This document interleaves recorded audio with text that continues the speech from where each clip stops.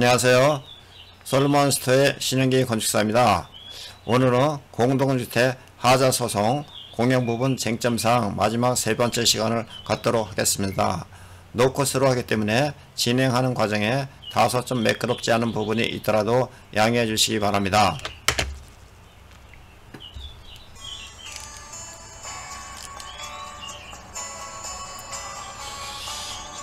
세 번째 시간으로 지하주차장, 부속실, 주민공동시설, 피로티, 주연감 및 램프 벽체와 천장, 도장의 박리와 박락, 오염 등이 발생되는 경우가 있습니다. 주로 도장 마감재가 콘크리트 면처리, 바탕 만들기 부실 시공으로 인해 박리, 박락되어 미관상 지장을 초래하고 있으며 마감재 탈락으로 인해 비산 발생 등이 환경상 문제가 추가로 발생되는 상황입니다. 이는 많은 사람들이 이용하는 공간의 특성상 불량 부위가 노출되어 아파트의 품격을 저해시키는 원인으로 이어지므로 입주민의 주거 환경에 지장을 초래하는 하자 피해에 대한 적절한 보수와 대책이 요구되고 있습니다. 관련 기준은 공동주택법 제36조, 제37조에 의하면 개선 방향은 페인트 긁어내기와 벽체 천장, 그리고 바탕 만들기와 내벽 롤러 이에 천장 뿜칠을 하고 마지막으로 걸레바지 페인트 작업을 하여야 합니다. 또한 지하주차장 및 램프 바닥에 에폭시 박리 박락 오염되는 경우 지하주차장 바닥에 에폭시 페인트는 반드시 에폭시 페인트 라이닝으로 표기를 설계도면에 표기하여야 합니다. 라이닝은 두께를 3mm로 하며 에폭시 코팅은 0.3mm입니다. 0.3mm하고 3mm는 10배 차이가 나기 때문에 설계 도면에 반드시 에폭시 페인트 라이닝으로 표기를 해야지 3년이고 5년이고 일정 기간을 사용할 수가 있습니다. 에폭시 코팅을 사용하는 경우에는 공조실이라든가 그렇게 사람들이 많이 접하지 않는 공간에는 에폭시 코팅 정도를 사용할 수 있어도 주차장, 차량이 많이 통행하는 공간에는 반드시 에폭시 라이닝으로 표기를 하여야 합니다. 따라서 이와 같이 사진과 같이 페인트가 들뜰 경우는 주로 지하주차장에 넓다 보면 많은 부분들이 콘크리트 면이 건조해 있어도 일부분 습기가 차 있는 부분들이 있습니다. 이런 부분에 에폭시 페인트를 했을 경우에는 추후 이와 같이 들뜸 현상이 발생이 되고 있습니다. 이런 부분은 다시 긁어내서 건조시킨 후 다시 재도장을 하여야 합니다. 지하층 단지 내 각종 철재료 및 녹 발생되는 경우가 있는데 철재료에는 반드시 녹을 제거한 후에 방청 페인트를 2회 도장을 하여야 하는데 상당 부분 공장에서 방청 도장을 해가지고 오기 때문에 방청 도장을 1회를 했는지 2회를 했는지 구분하기가 상당히 힘듭니다. 꼭 1회 도장, 2회 도장을 할 경우에는 색상을 약간 좀 달리 해갖고 구분할 수 있도록 해야 합니다. 또한 이런 상당 부분의 부분은 감리가 검측을 해야 되는데 감리가 이런 부분을 소홀히 했을 경우에는 추후 사용하는 도중에 사진과 같이 부식 현상이 발생이 되고 있습니다. 별거 아닌 것 같지만 방청 페인트는 꼭 2회 도장을 실시해야 합니다. 단지 내 보차도 및 마감재 파손, 치마, 융기, 물고임, 오염, 단차 등이 발생되는 것 있습니다. 사진과 같이 보드블록을 깔았는데 일부분 이렇게 치마되는 경우가 있습니다. 이런 경우에는 성토한 후에 다짐을 30cm마다 하고 롤러로 다짐을 해야 되는데 이런 부분을 제대로 하지 않았을 경우에는 치마가 발생이 됩니다. 이 치마가 이렇게 발생이 됐을 경우에는 트렌치 쪽으로 구배를 잡아가지고 시공을 해야 하는데도 불구하고 또 임의로 또 시공하기 때문에 물공 현상이 발생이 되고 있기 때문에 항상 꼭 성토를 하는 경우에는 30cm마다 롤링 작업을 하고서 물 뿌리고서 또 다시 30cm 성토하고 롤러 작업을 꼭 하여야 합니다. 단지 내 경계석 파손 및 이격 등은 주로 이제 경계석을 설치하는 경우는 사이즈가 100에서 150 정도 사이즈를 설치를 하는데 경계석 하부에는 기초 콘크리트 두께를 15cm 정도로 콘크리트를 하여야 합니다.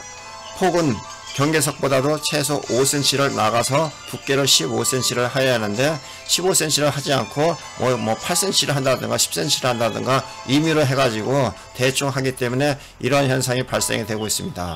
이런 경우에도 역시 마찬가지로 성토를 할 경우에 30cm마다 롤러 작업을 하고 물 뿌리게 하고서 30cm 하고서 롤러 작업을 하고 나서 꼭 기초 작업을 15cm 이상 정도 묵은 콘크리트를 한 경우에는 심화 현상이 거의 발생되지 않습니다. 이런 부분도 설계 도면의 정확한 디테일과 감리의 검칙에 의해서 정확하게 실시했을 경우에는 이와 같은 현상을 방지할 수 있습니다. 단지 내 목재 시설물 파손 및 도장 시공 불량은 사진과 같이 벤치를 설치했는데 얼마 지나지 않았고 도장이 벗겨지는 현상이 있습니다.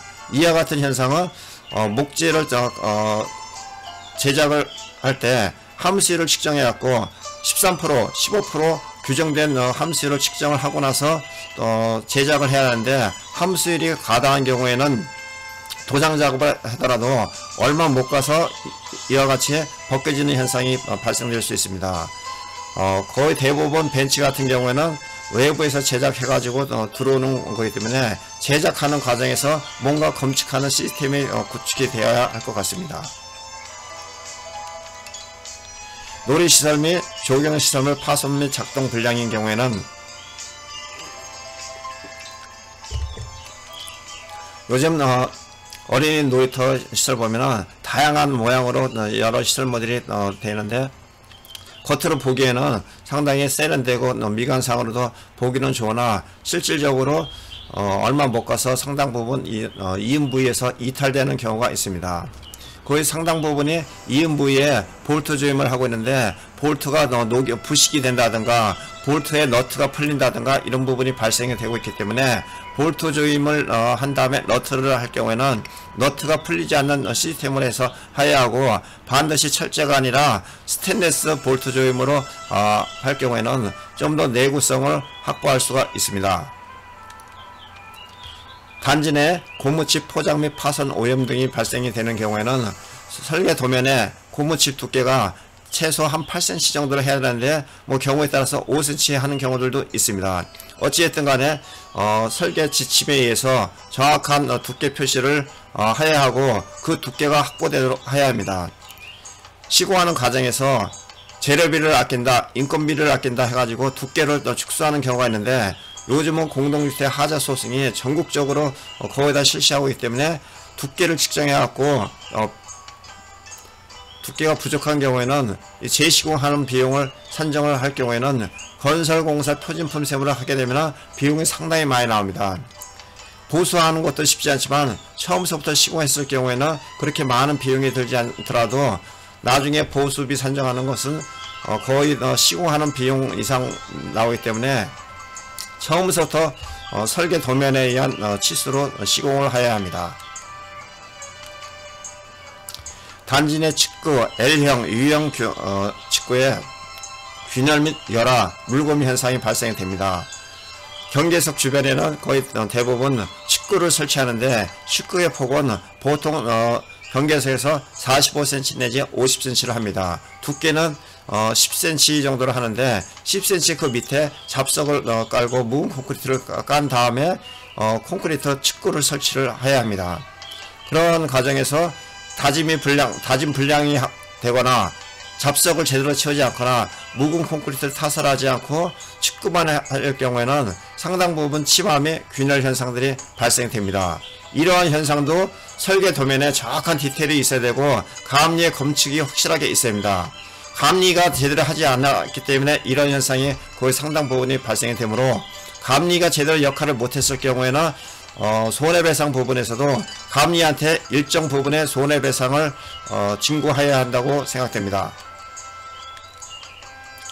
아스콘 균열 및 열화 침하 물고임 역시 이 부분도 마찬가지입니다. 설계 도면에 아스팔트 포장을 할 경우에는 상도 윗부분에 8cm, 그 밑에 5cm, 그 밑에 잡석, 그 밑에 또 보조기층 이렇게 까는 부분들이 정확한 설계 두께 표기가 되어 있어야 하며 그 단계별로 시공이 되는지 감리가 확실하게 이거 체크를 해야 합니다.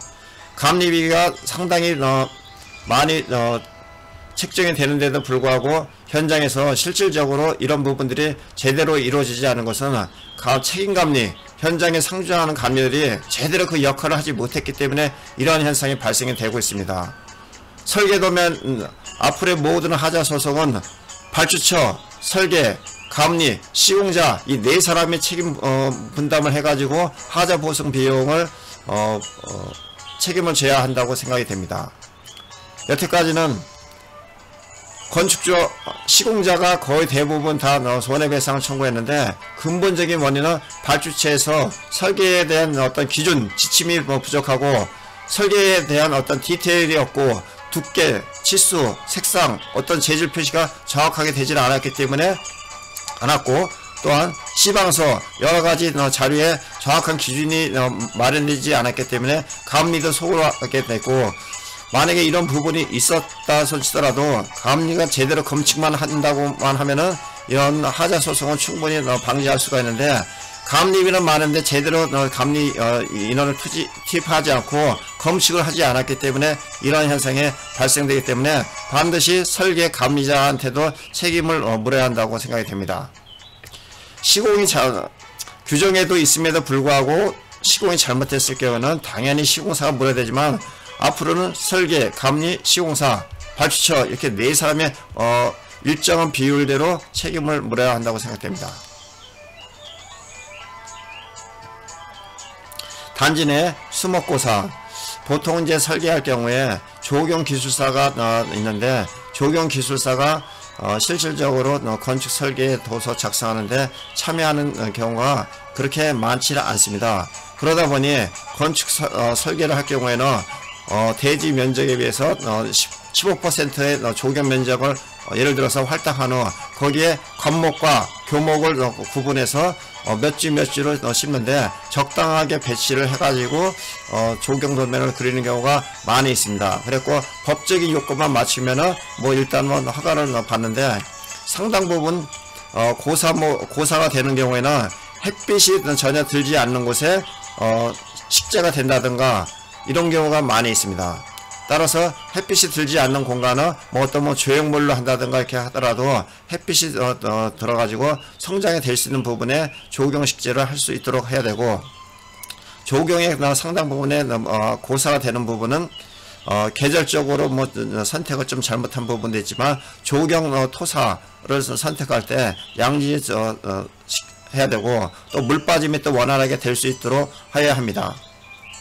그 다음에 조경 하자에서 가장 또 많이 발생이 되는 부분은 조경은 흉고, 높이, 수폭 뭐 이런 것들을 이제 하는데 그 대부분은 흉고 직경을 이제 흉고 직경이나 근경을 잽니다. 그 근경이 설계 도면보다 상당히 부족한 부분들이 있어 갖고 차액으로 한다든가 이런 부분도 있고 그 다음에 또 이제 나무를 식재를 한 다음에 사용승이 나오고서 보통 2년 3년 지나면은 보호대를 풀어가지고 좀 약간 다시 재조정을 해야 하는데 계속 3년 4년 5년 놔둘 경우에는 수목이 성장하면서 그 부분이 고인목에 철사를 이렇게 묶어놓기 때문에 그 부분이 성장되지 않습니다.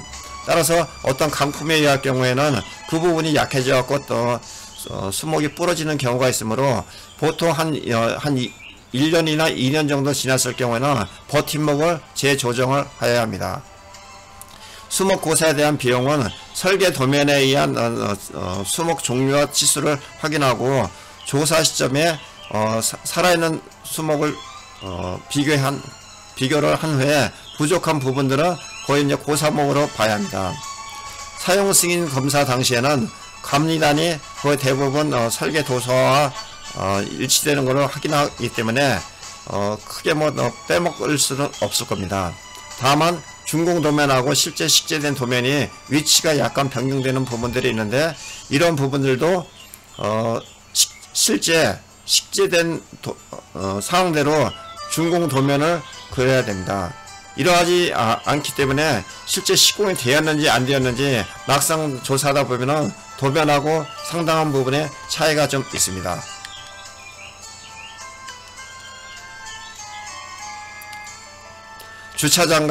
주차장에 카스토퍼와 코너비드의 탈락 파손되는 경우는 코너비드는 종류가 뭐 플라스틱 종류도 있지만 고무 종류가 있습니다. 고무 종류가 플라스틱 종류보다 가격이 한 배는 정도 배는 비쌉니다.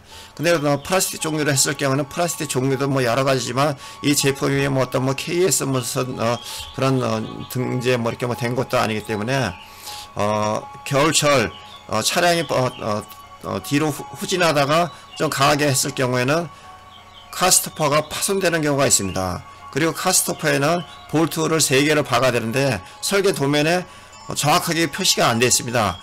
뭐 2개 표시된 데도 있는 경우들도 있는데 반드시 이 3개를 볼트를 받게끔 하고 실제 시공에 대화하며 정확한 재질을 표기를 해야 합니다. 플라스틱이냐 고무 재질이냐 그 가격 차이 얼마 나지도 않습니다.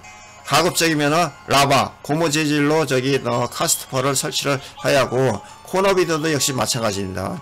코너비드 설치되는 재질도 고무 종류로 또 해야 되고 고정하는 방법이 정확하게 표기가 되어 있어야 합니다. 몇 미리 볼트를 어떤 식으로 박아가지고 콘크리트에 매입이 된다든가 이런 재질 이런 것들을 정확하게 표기해야 되는데 이런 부분들을 거의 뭐 생략하는 경우가 있으므로 설계 도면에 이런 것들은 디테일 몇 개만 딱 그려놓으면 계속 반복해서 사용할 수가 있으므로 설계 도서에 정확하게 표기가 되어야 합니다.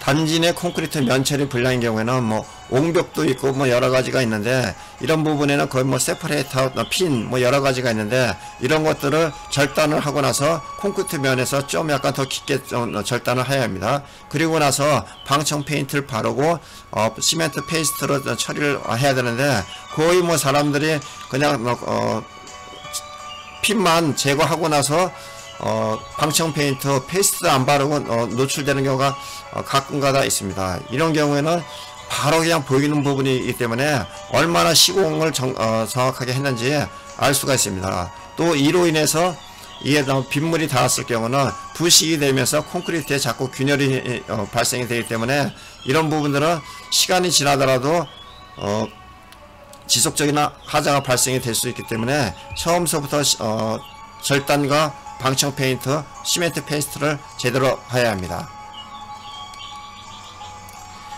단지 내 난간을 설치하는 경우가 있습니다.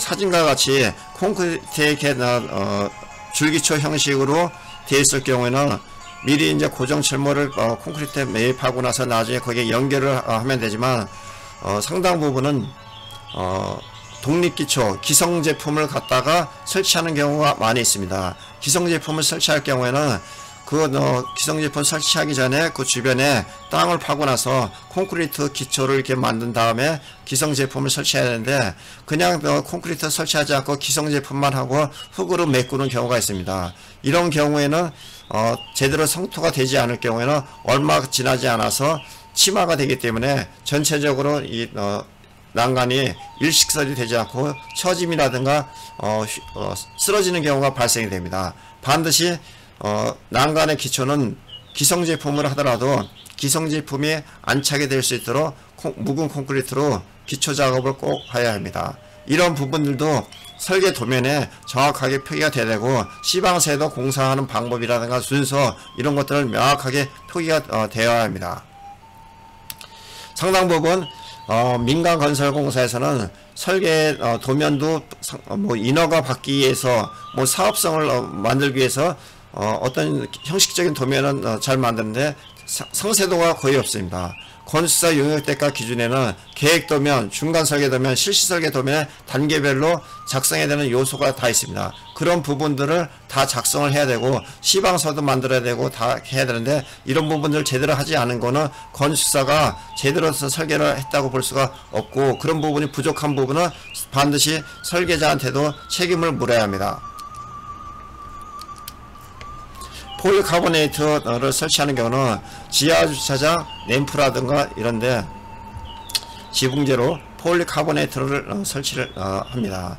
이런 부분에도 폴리카보네이트 두께가 몇 미리, 어떤 재질을 한다든가 KS 성능을 확보된다든가 이런 것들을 정확하게 표기를 해야 되는데, 그냥 뭐 폴리카보네이트 뭐 2mm, 3mm 몇 미리 이렇게 했을 경우에는 이 제품에 따라서 성능 차이도 많이 나지만, 이게 약간 뭐 2, 3년만 지나면은 햇빛에 갖고 상당히 노화가 됩니다. 이런 경우에 작은 충격만 있어도 파손이 되므로 정확하게 최소한도 폴리카보네이트 같은 경우에는 두께를 5mm 정도는 해야 합니다. 5mm 정도. 5mm 정도 하고 제대로 된 성능 확보된 제품을 했을 경우는 10년, 20년 정도 성능을 확보할 수가 있습니다. 설계도면, 시방세 반드시 이런 부분들이 꼭 표기가 되어야 합니다. 지하주차장 트렌치 그레이팅 커버가 일부 누락된 경우가 있습니다. 사진과 같이 가는 도중에 일부가 좀 끊어진 부분이 있다든가 오픈 트렌치인 부분들이 있습니다. 이런 부분에도 설계 도면에 트렌치 뚜껑을 해야 되는 부분, 안 해야 되는 부분을 정확하게 구분을 표기해야 하고, 사람이 통행하는 구간에는 최소한도 양쪽으로 1m 정도는 여유있게 좀 시공을 해야 하며, 주차장이 길이 방향으로 있을 트렌치가 있을 경우에는 길의 방향으로 트렌치 뚜껑을 반드시 설치해야 합니다. 단지 내 맨홀 및 집성을 주철 뚜껑을 설치하는 경우가 있는데, 보통 이제 사람들이 통행하는 구간에는 거의 뭐 보도블록하고 높이를 뭐 맞추는 경우들이 있는데, 조경 구간에 간혹 가다 보면은 이 주철 뚜껑이 10cm 이상이 노출되는 경우가 있습니다. 물론 흙이 실려 내려갖고 되는 부분도 있지만, 처음부터 높이를 잘못 계산해 가지고 하는 경우가 있기 때문에 조경 구간 이런 부분을 잘 레벨에 맞춰 가지고 시공을 해야 합니다. 단지 내 철제문, 방화문 문틀 하부실 파손 찌그러짐이 발생이 되는 경우가 있습니다. 본 사진과 같이 지하층 통로 부분에 문지방이 있습니다. 실. 이 안에 반드시 모래로 사침을 해야 하는데 사침을 하지 않습니다. 이런 부분도 설계 도면에 정확하게 표기가 돼야 하고, 감리가 이걸 확인을 해야 한다. 시공사는 말할 것도 없이 이걸 정확하게 해야 하는데, 이런 부분이 발생이 됐다고 하는 것은 설계, 감리, 시공 모두가 다 책임이 다 있다고 봅니다. 설계자, 감리자한테 손해배상을 한다고 하면은 앞으로 이런 일은 거의 없어질 수가 있습니다. 지하주차장 바닥 차량 통행 시 묵은 콘크리트 시공 불량으로 인한 소음 발생. 지하주차장이 요즘은 상당 부분 이렇게 넓은 경우가 많이 있는데, 일부 구간에 콘크리트가 파인 부분들이 있습니다. 에폭시가 들뜬 부분은 습한 부분에다가 했을 경우에 에폭시가 떨어지지만, 콘크리트가 파손이 된다는 것은 묵은 콘크리트 타설을 할 때 네밀콘 차량 시간에 초과돼서 들어왔다든가, 배합이 잘못됐다든가, 그 다음에 다짐을 잘못했다든가, 세역순 다짐을 잘못했다든가, 이런 경우에 이게 발생이 됩니다. 반드시 이 콘크리트 배합이 잘 안 됐을 경우에는 현장에서라도 이렇게 좀 삽으로라도 비벼가지고 혼합이 제대로 될 수 있도록 해야 하고, 지하주차장 묵은 콘크리트인 경우에는 슬럼프를 15cm 하면 안됩니다. 12cm나 8cm 정도로 해서 습기가 좀 적은 가운데서 이게 콘크리트를 해야지 내구성을 충분히 확보가 됩니다.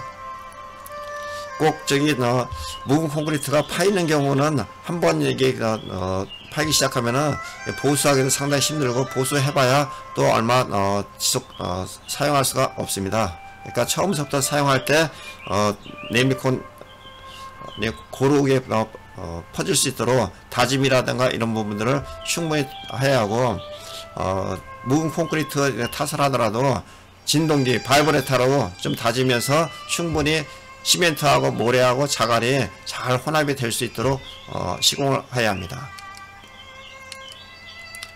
엘리베이터 기계실 벽체 천장 흡음재 탈락 오염 부분은 주로 엘리베이터 최상층 기계실 옥상에 보면은 옥탑이 있습니다. 이런 부분에서 물이 떨어졌을 경우, 이것도 설계 도면마다 이게 다 다른데 엘리베이터 기계실에 본 사진과 같이 흡음벽으로 설치하는 경우가 있고 그냥 노출 콘크리트 하는 경우가 있습니다. 이것도 통일이 안 됐습니다. 우리나라 설계 선진국으로 자꾸 가는데 어떤 데는 수성 페인트 마감, 어떤 데는 흡음벽 마감, 이 통일이 안 됐습니다. 이 엘리베이터가 상당히 그 소음이 많이 발생되기 때문에 엘리베이터 기계실 뿐만이 아니라 엘리베이터 통로 구간에도 흡음벽을 꼭 설치해야 합니다. 아파트가 5층짜리도 있지만 최근 뭐 30층, 40층, 50층짜리가 있는데 엘리베이터가 통행할 때 그 안에서 소음이 상당히 많이 발생되고 있습니다. 이런 부분들이 실내로 전달이 됐을 경우에는 그 사람들의 소음으로 인해 가지고 정상적으로 생활하기가 어렵습니다. 엘리베이터 통로 안에도 방음벽을 해야지만 엘리베이터 기계실에는 꼭 방음벽으로 흡음벽으로 설치해야 하며 옥상에서 누수가 되지 않도록 옥상에는 반드시 액체방수, 보호몰탈 또 그 위에 도막방수 노출형 방수를 꼭 해야 합니다. 본 사진과 같이 조경 구간의 외벽하고 만나는 부위에 석재 부분이 있는데 처음부터 이렇게 준공되지는 않았을 겁니다. 준공 당시에는 흙이 어느 정도 덮여 있었는데 1년 2년 사이에 흙이 침하되면서 이렇게 10cm 20cm가 처집니다. 이런 거를 미리 감안해 가지고 다짐, 조경 구간에도 다짐을 해가지고 30cm마다 다짐을 해 가지고 해야 되는데 그냥 흙 적당히 채워 가지고 하다 보니까 이런 현상이 발생됩니다. 이거 나중에 이거 다시 걷어내고 다시 더 씌워갖고 잔디까지 하려고 그러면 비용이 상당히 많이 들어갑니다. 그러니까 처음부터 조경 구간이라도 30cm 단위로 롤러하고 물다짐하고서 또 성토하고 물다짐하고 롤러 작업한 후에 이런 조경 식재라든가 잔디 깔기를 해야 합니다.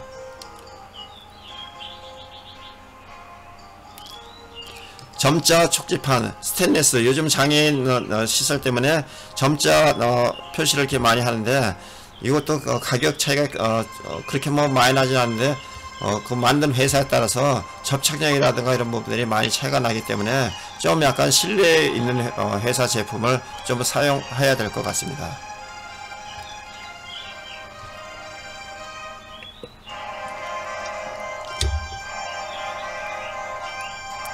지하주차장에 천정에 타르가 가끔가다 이렇게 떨어지는 경우가 있습니다. 지하주차장 상부에 도막방수를 하고 보호 콘크리트를 타설을 합니다. 근데 도막방수를 한 경우라도 콘크리트 보통 슬라브 두께가 30cm 내지 40cm가 되는데 여러 군데 뭐 이은 부분도 있고 균열난 부분도 있고 또 이제 재료분리난 현상 틈으로 인해 가지고 타르가 떨어지는 경우가 있습니다. 도막방수 하기 전에 콘크리트 바탕면을 완전히 면 처리하고 액체방수 기본적으로 한 다음에 도막방수를 한 경우에는 이러한 현상이 거의 발생되지 않는데 그냥 콘크리트 위에 바로 그냥 도막방수를 한 경우에는 이런 현상이 발생되면 이거를 보수를 한다 그러면은 보통 지하주차장 위에는 60cm 내지 1m 20cm 성토가 되어 있습니다. 이걸 다 파내 가지고 보수한다는 것은 쉬운 일이 아닙니다. 처음부터 공사를 좀 제대로 해야 합니다. 승강기 내부 흠집, 골조공사 끝나고 마감 공사를 할 경우에는 이제 외부의 호이스트를 전부 다 철거한 후에는 내부의 승강기를 사용을 합니다. 승강기에 짐을 오르고 내리고 할 적에는 내부 보호막을 잘 하는데 내부 보호막을 할 적에는 안에 부직포 형식으로 어떤 섬유 제품으로 하고 나서 합판으로 한 다음에 했을 경우에는 그 대부분 흠집이 없는데 합판을 설치하지 않거나 했을 경우에는 단단한 물체에서 부직포가 뚫고 들어가서 엘리베이터가 손상될 수가 있습니다. 제형단파 재질 변경 시공인 경우에는 거의 뭐 이런 철제나 알루미늄 제품을 설치를 하는데 설계 도면에 예를 들어 아까 두께를 1.2mm로 표기가 되어 있는데 실제 가서 재보니까 0.8mm입니다. 이거 돈 얼마 되지도 않는데 이거 모를 것 같지만 버니어 캘리퍼스로 두께 한번 재보면 금방 바로 나타납니다. 그랬을 경우에 이거 재시공하는 비용이라든가 이렇게 했을 경우에는 그 보수 비용이 만만치 않습니다. 이런 부분은 불가피하게 어쩔 수 없이 하자가 발생이 되는 경우에는 어쩔 수 없지만 처음부터 알고 부실 시공을 하거나 재질을 적급을 한다고 했을 경우는 이거는 그냥 단순한 차액으로 인한 것보다도 징벌적 손해배상을 해야 정신을 똑바로 차립니다. 앞으로 건설 하자 보수 손해배상 이런 경우에는 뭐 두께에 의한 차이는 뭐 차액으로 산정한다 이런 거보다도 합의되지 않고 건설사가 임의로 경제적 이익을 취하기 위해서 한 경우에는 징벌적 손해배상을 하여야 한다고 봅니다. 단지 내 재활용장이 출입과 너무 가까워서 입주자가 불쾌감이 있어 유지관리상 지장이 발생되고 있습니다. 이런 부분은 뭐 시공상 하자라기보다도 설계상 하자로 볼 수가 있습니다. 출입구 옆에 이런 재활용품 시설을 설치하는 경우는 거의 드문데 참 안타깝게도 이렇게 설치가 됐습니다. 이런 부분은 설계상에 좀 공간 확보를 이렇게 할 수 있는 공간이 여러 군데 있을 수가 있는데 그런 부분을 좀 감안을 좀 해야 될 것 같습니다. 피트니스 승강기 내부 CCTV 미시공.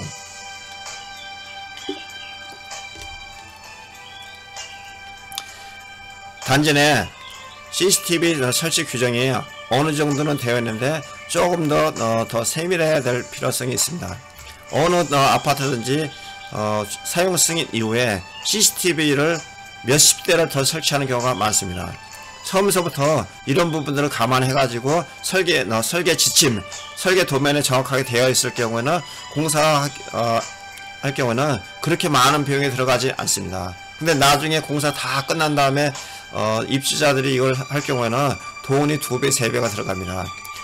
앞으로는 CCTV 설치 규정을 조금 더 강화해 가지고 주민들이 꼭 필요로 하는 부분들을 미리 감안해 가지고 이런 부분에는 이걸 꼭 설치를 해야 된다라는 설치 규정이 좀 있어야 되고, 그거에 의해서 반드시 설계와 시공이 되고, 그 다음에 CCTV 설치할 적에는 화소스가 어느 정도 어떤 것들을 좀 약간 구체적으로 표기해 가지고 이런 부분에 하자가 발생이 되지 않도록 입주자가 사용상 관리상 지장이 없도록 해야 할 것 같습니다. 지하주차장 비트 및 전등 전열 스위치 마감 작동 불량. 지하주차장 지하층 비트 이런 공간에 거의 대부분 뭐 배관, 배선, 전등 뭐 이렇게 있는데, 이런 부분에 상당 부분에 작동이 잘 안 되는 부분은 콘크리트 안에 전기 배관을 합니다. 전기 배관을 할 경우에는 일정 간격마다 이음을 하는데, 이음 부위에 방수 테이핑을 해야 되는데 방수 테이핑을 안 하고 그냥 너트로만 이렇게 너트나 커플링으로만 시공하다 보면 그 안에 작은 톤새로 물이 들어갈 수가 있습니다. 그러한 경우에는 물이나 습기가 들어갔을 경우는 그 안에서 습기가 차가지고 누전이 발생돼서 이 작동을 할 수가 없습니다. 이거 고친다고 해도 쉽게 고쳐질 수가 없어요. 그렇기 때문에 이 반드시 전기 배관, 설비 배관인 경우에 콘크리트 속에 매립되는 경우 이음 부위에는 반드시 방수 테이핑 하는 거를 의무 설치 규정상 기본이고, 설계 감리가 꼭 확인할 수 있도록 이런 시스템을 갖춰야 될 필요성이 있습니다. 그리고 그런 부분들이 실질적으로 시공이 됐는지 각 부위마다 사진을 다 찍어가지고 나중에 준공도서 제출하고 관에다 제출할 때 이런 부분들이 다 보관이 될 수 있도록 해야 되는데, 지금은 공사하는 도중에만 감리 검측을 했다고 하는데 뭐 검측했는지 안 했는지 알 수도 없고, 막상 하자가 나면은 제대로 했는데 뭐 그렇게 뭐 시공 엉뚱한 얘기들만 하고 있는데, 이런 거를 방지하기 위해서는 시공하는 과정에 각 단계별로 검측과 사진 이런 것들을 남겨가지고 사후에 누구의 책임인지 책임 분담을 할 수 있게끔 이걸 해야 될 필요성이 있습니다. 본 항목도 마찬가지. 부속동 탐지기, 소화, 재련, 소화, 경보설비, 수신반 마감, 작동 불량, 이런 것들은 거의 대부분의 배관 이음 부위에서 좀 전과 같이 방수 테이핑을 안 했기 때문에 그 부위로 물이 들어가가지고 소화전에서도 물이 떨어지고 분전반에서도 물이 떨어져가지고 이런 경우가 굉장히 많습니다. 이런 부분은 똑같은 재질만 이렇게 다 사용한다 해도 진짜 시공자가 뭐 감리를 떠나가지고 결국에는 상당 부분의 책임을 시공자가 책임을 져야 되기 때문에, 그리고 보수하기도 엄청나게 힘들고 보수 비용도 많이 들어갑니다. 설계, 감리, 설계 지침, 감리자 확인, 사진, 시공자, 이런 부분들이 역할 분담만 잘 돼 있어도 크게 뭐 어려운 부분도 아닌데, 후진국형 하자가 아직도 많이 발생되고 있었고 상당히 안타까운데,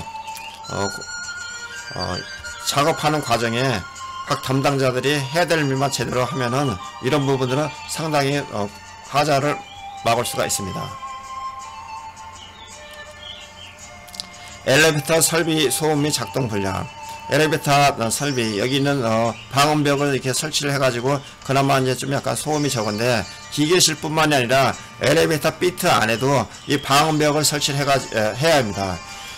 저희가 최근에 한 30층 되는 아파트를 이렇게 조사를 하는데, 이 엘리베이터가 움직일 때, 또 그 다음에 이제 외부에서 바람이 들어와가지고 이렇게 소리가 나는 경우가 어마어마합니다. 이게 지금 바람도 차단할 수 있는 시설도 있어야 되고, 그 엘리베이터 안에서 소음, 바람 이런 부분들을 흡음할 수 있도록 방음벽 시설을 꼭 해야 할 것 같습니다. 그리고 이런 부분은 설계 지침서부터 딱 돼 있어야지, 뭐 그냥 어떤 데는 하고 어떤 데는 안 하고 뭐 이렇게 하면 안 됩니다. 그러니까 국가에서 이런 부분, 특히 또 LH 이런 부분, 공사에서 이런 부분을 선도적으로, 야, 이런 것들은 꼭 해야 된다, 자꾸 이게 확산이 돼야 되는데 누구는 하고 안 하고 막 이런 부분들이 있어갖고 아직도 우리나라가 상당히 선진국이 되려면 좀 멀었다고 봅니다. 주차장 내 단지 CCTV 설비 화질 및 작동 불량. 아까 좀 전에 말씀드렸던 부분하고 거의 비슷한 상황입니다. 주차장 부속실 오페스 펌프 및 자동 제어. 본 사진과 같이 집수정에 펌프 두 대를 설치합니다. 예비형 펌프까지 이렇게 설치를 하는데, 이게 지금 이제 뭐가 문제냐면은, 펌프가 가동할 경우에 이 펌프의 진동이 그 상부층으로 전달이 됩니다. 그래갖고 저도 오늘 좀 전에 그 아파트 현장 조사를 갔다 왔는데, 그 세대에서 이것 때문에 거의 로로제가 걸릴 정도로 돼갖고, 거기는 또 영구 배수 공법까지 일부가 적용된 부분이 있었고, 물이 그냥 24시간 계속 흘러 들어오니까 펌프에 계속 발생되고, 어떤 데는 2시간, 3시간마다 이게 펌프가 가동되는데, 이 소음이 엄청나게 심합니다. 그래서 이 펌프를 설치하더라도 위에 세대까지 진동이 전달되지 않도록 거기 진동 시설을 뭐 한다든가, 그렇지 않으면은 그것도 하면서 물속에 들어가는 부분은 스틸로 하지 말고 고압 호스로 이렇게 설치를 해가지고 진동이 전달되지 않으면서도 펌핑이 될 수 있는 시스템을 설계 도면에 반드시 해야 할 것 같습니다. 단지 내 지하주차장 관제설비 작동 불량. 이런 관제설비 이런 경우에는 업체들이 중구난방으로 많이 있고, 어떤 제품이 고장이 났을 경우에는 그 회사를 찾으면은 부도난 경우는 또 상당 부분 또 많이 있어요. 근데 그 부속품 또 구하는 것도 굉장히 또 어렵고, 경우에 따라서는 뭐 통째로 막 갈아야 되는 부분들이 있기 때문에, 시공사에서 이런 부분을 관제 설비를 할 경우에는 좀 약간 신뢰에 있는 회사를 좀 설치해가지고 지속적인 AS 유지 관리를 할 수 있는 업체를 꼭 선정을 해야 할 것 같습니다. 송풍기 작동 불량. 지하주차장에 뭐 1시간 2시간마다 이렇게 송풍기에서 바람이 나옵니다. 이런 부분들이 실제 뭐 부하 계산을 해가지고 하는데 상당 부분 좀 부족한 부분들이 좀 많이 있어갖고, 이것을 가동을 했음에도 불구하고 습기가 벽에서 결로 현상이 생긴다든가, 바닥에서도 결로 현상이 생긴다든가, 그렇지 않으면 또 환기가 또 제대로 안 돼갖고 이산화탄소가 많다든가, 이런 부분이 있습니다. 그리고 부하 계산할 때 조금 약간 여유있게 좀 해야 할 것 같고,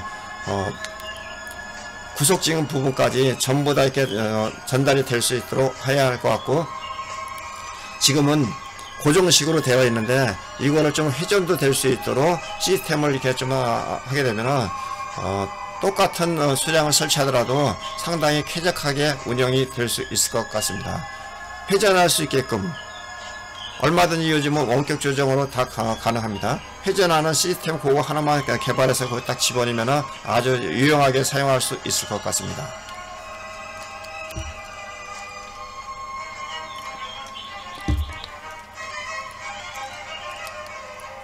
각동 분전반내 부속품 작동 불량.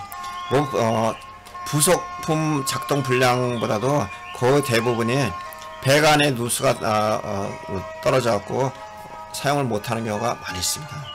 진짜 꼭 주의해야 될 것은 콘크리트 옹벽 안에 배관을 할 경우에는 이음 부위, 접합, 연결 부위에 꼭 방수 테이프 해가지고 물이 들어가지 않도록 꼭 해야 하고, 감리는 이런 부분들을 철저하게 확인을 꼭 해야 될 것 같습니다. 단지 내 5배수관 9배 불량 및 역류 방지. 본 사진과 같이 배관이 상당히 2겹, 3겹으로 이렇게 되어 있습니다. 이런 부분들이 크로스 체크, 설계 배관 할 때 크로스 체크 해가지고 다 이렇게 해야 하는데, 그냥 각자 설계를 하다 보면은 이런 현상이 발생이 될 수가 있습니다. 그 경우에는 일정 구배로 확보가 되는데 역구배가 된다든가 뭐 U자로 뭐 한다든가 해가지고 U자 구간에 침전물이 고여갖고 배관이 막히는 경우가 있습니다. 그 충분한 층고도 확보도 돼야 되지만 배관할 때 이런 부분들을 감안해가지고 구배 시공을 해야 할 것 같습니다. 옥상 자동 개폐 장치 작동 불량의 경우에는 이것도 이제 뭐 회사들이 뭐 여러 많고 가격도 뭐 차이가 많다 보니까 이게 오작동 되는 경우가 많습니다. 그리고 다시 또 이런 업체를 이렇게 또 연락을 해서 보수를 할 경우에 상당 부분 또 부도 나고 뭐 이렇게 되는 경우가 많습니다.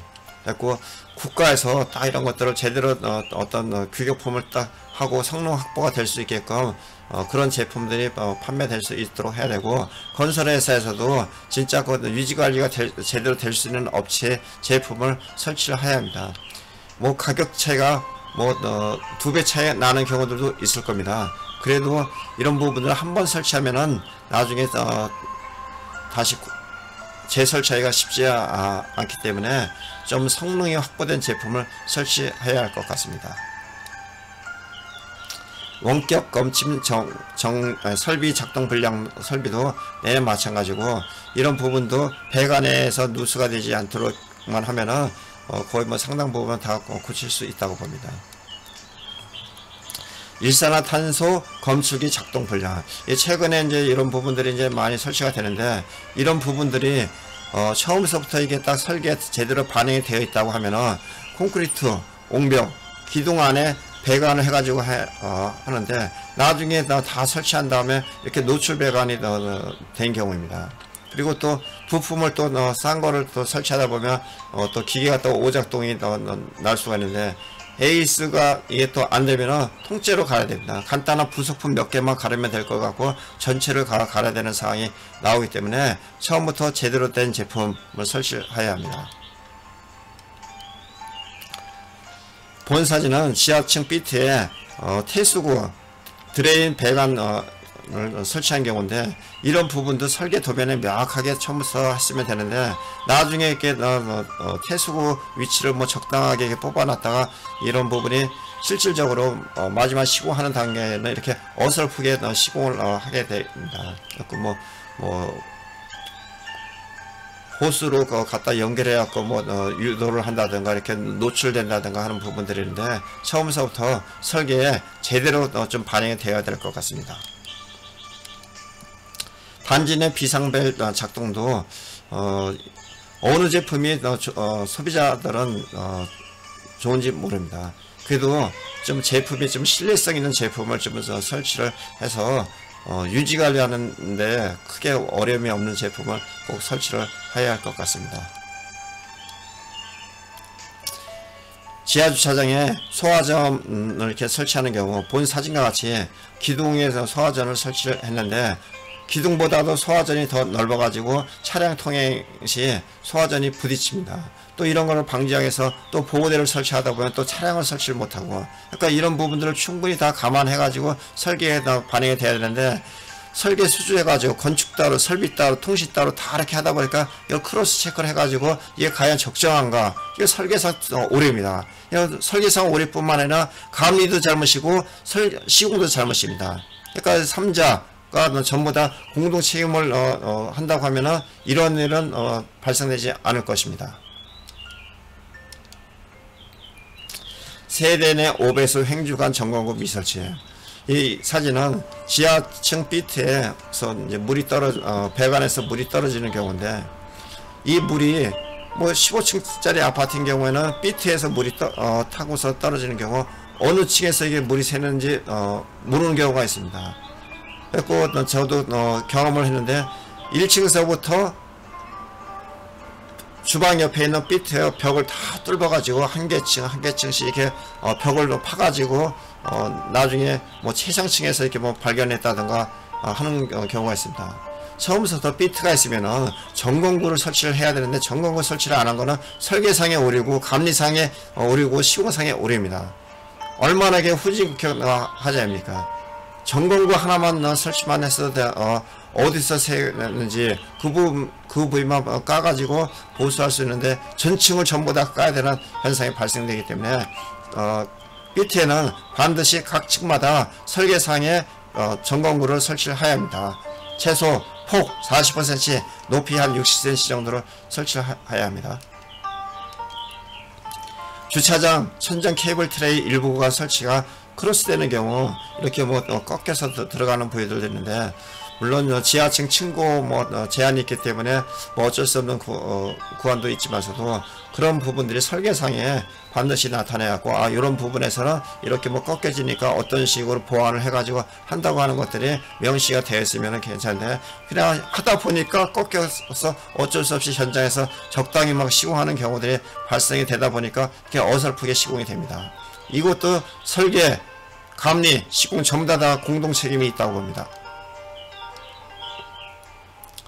발전기 거의 뭐 건물마다 다 설치가 되는데, 발전기 그래도 브랜드 있는 회사에서 만든 경우는 유지관리도 좋고 그렇게 뭐 고장도 발생되지 않는데, 좀 약간 허술하게 뭐 설치하거나 또 어떤 경우에는 또 중고 제품을 또 설치하는 경우들도 있어요.